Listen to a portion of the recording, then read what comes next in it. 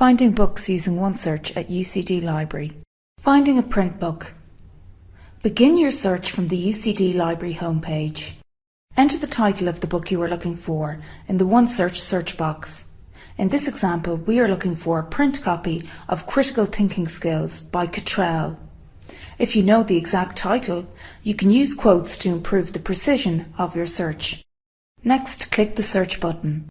The results screen will display all items that match your search across all of the library's resources.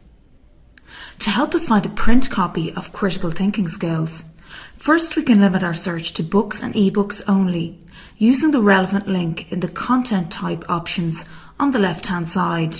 This will display all of the print books and ebooks that match your search query.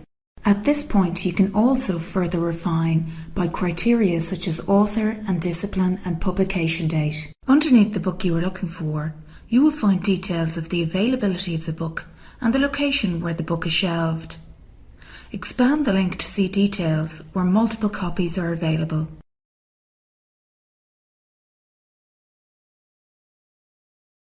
Finding an ebook. In the search box, enter the title and/or author details of the book you are looking for. In this example, we are looking for The Dissertation from Beginning to End by Peter Lyons. Next, click the search button.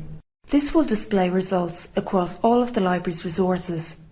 However, as we are looking specifically for an ebook, again we will select the Book eBook filter from the content type options on the left-hand side. This displays all of the print books and ebooks that match our search query. To view only ebooks, we can further limit our search using the Full Text Online option on the left-hand side. The results screen now shows all of the ebooks that match our search. Locate the relevant book you are looking for, in this example, The Dissertation from Beginning to End, and click on the full text link below the details. Now you will be taken to the ebook on the publisher's website.